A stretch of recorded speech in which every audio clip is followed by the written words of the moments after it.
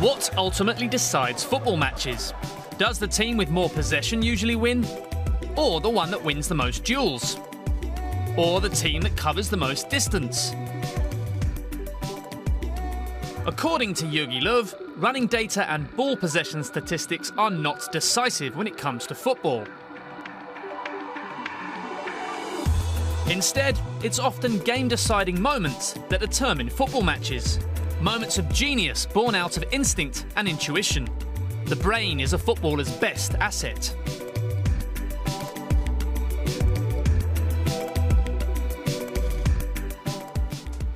Commitment is essential in football, no doubt, as is a strong physique.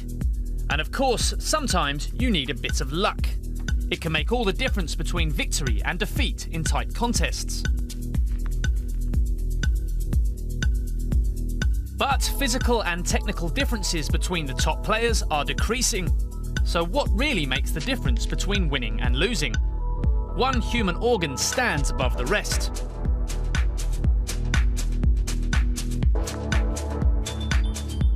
Take it from Andrea Pirlo. Football is played with the head. Your feet are just the tools. So football is often decided in the mind. But how does it work exactly? Let's ask an expert in the field, Professor Dr. Daniel Memmert. Football players are all able to find extraordinary technical and tactical optimal solutions in extremely complex situations. Kane has a very special moment. He has a visual scan of the environment. He turns his head to the right and sees there's a player from the opponent team, and he had scanned the other side, down the line as well. And so when he got the ball, he turned the right way to the left and knows what to do to pass the ball in the gap. And at the end it was the pass who was the second-class pass before the goal. Harry Kane processed everything around him and perfectly executed his next move, in almost no time at all. Players who are quickest of thoughts can execute such a pass, and are the most valuable. As Johan Cruyff once said, don't run so much. You have to be in the right place at the right moment. Not too early, not too late. Lionel Messi is probably the best example. And he knows exactly what's going to happen. But his head is always like this. He's always moving. He's not running, but he's always watching what happens. Exceptional players know what is going on around them. They know where the free space is and where the ball will be next. This knowledge enables them to be one step ahead. However, this speed is not a physical quality, but a mental one. Often players can't even explain why they drifted into a certain space at a certain moment. They just did it. Another footballer who possesses this exceptional talent is Andrés Iniesta. Cuando te dan el pase, pues tienes que saber dónde está el compañero, dónde tienes al rival.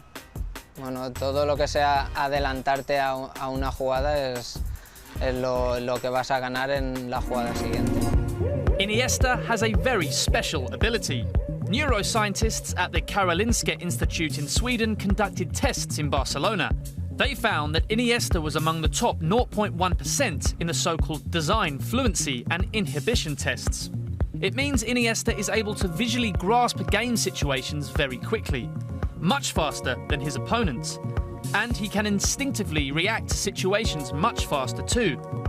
Psychologist Gary Klein highlights this skill in sport as tacit knowledge, an ability to do things without being able to explain how. Do the very best players have this skill coded into their DNA, or do they have to learn and practice it? The best players in the world, like Messi, have to train all day long. Football players could train their mind. That means they can train it on the pitch, but they can train it in the lab. We have developed different kind of training scenarios in the lab where you can online train the attention window, for example, or other cognitive skills. To foster tactical creativity, it is important to search for new solutions on the pitch all the time. that improves your fluency. Footballers have to train so that their brains and bodies harmonise. This is the only way to create a process called long-term potentiation, LTP for short. If you train something repeatedly, the frequency inside the brain is increased. After a while, LTP sets in. Now more stimuli are passed onto the cell. In exceptional players, these impulses are transmitted better. Just like there are people who learn to play the piano quicker than others. Practice makes perfect, but not everyone processes material equally. In football, there are exercises which help train cognitive abilities. For example, you can foster attention, which is a very important skill in football and in other team sports. Then you can have like a rondo. That means you have different kind of players and you have two balls. And you have to pass the ball to each other. So you have to keep in your visual field, in your attention window, you have to see the two balls and you have to perceive the opponent players and your own players. And so you train the attention window, you train attention, which is very important in modern soccer. Because modern football keeps getting faster, attributes such as attention, perception, anticipation, creativity and game intelligence are becoming more central to training. Players with these special skill sets have always existed, and it has often been in their minds where games have been won or lost.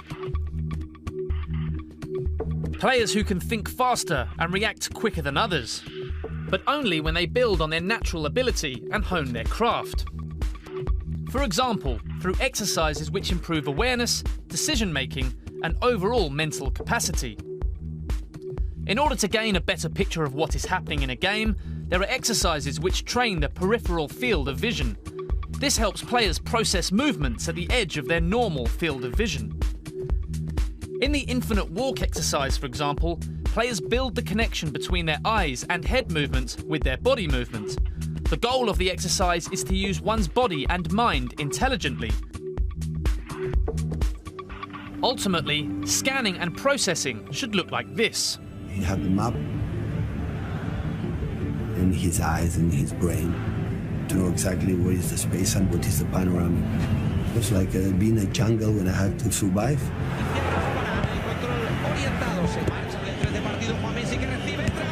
Oh, great vision from Messi. Let's call on the experts again. Cruyff said you play football with your head and your legs are there to help you. As for Iniesta, Todo se puede mejorar. Yo creo que hay personas que nacen con unas condiciones, pero si no se entrenan, si no se practican, si no se intentan mejorar, pues no hay evolución. The head and therefore the cognitions seem to play a fundamental role during game, and this is particularly evident in soccer. In general, cognition is simply defined as those higher mental functions and processes necessary to generate appropriate solutions in certain situations in given environments. the solutions are based on experience, from training and playing, as well as intuition. Intuition, however, is a difficult concept to grasp. As Klein explains, intuition includes tacit knowledge that we can't describe. It includes the ability to recognise patterns stored in our memory. Players who can think and act quickly have these patterns stored in their memory, which they can retrieve intuitively. According to a study by researchers Joseph Johnson and Marcus Raab, players should rely on their first impulse. Their first spontaneous idea is usually the best. The more options that come to mind, the worse their decision-making becomes. This applies even more so to the best footballers, whose minds can react quicker than others. Jogi Löw probably sums it up best. Speed of thought is more important than physical speed. When a player has good technique and decent speed, but is slow in his head, that can reduce his worth to the team. Mario Götze's career may have stuttered in recent years, but his winning goal in the 2014 World Cup showed quick thinking and execution, which decided the game in a flash. Brain over brawn. That's what wins you football matches. Football is played in the mind. So I treat my brain like a muscle. I train it.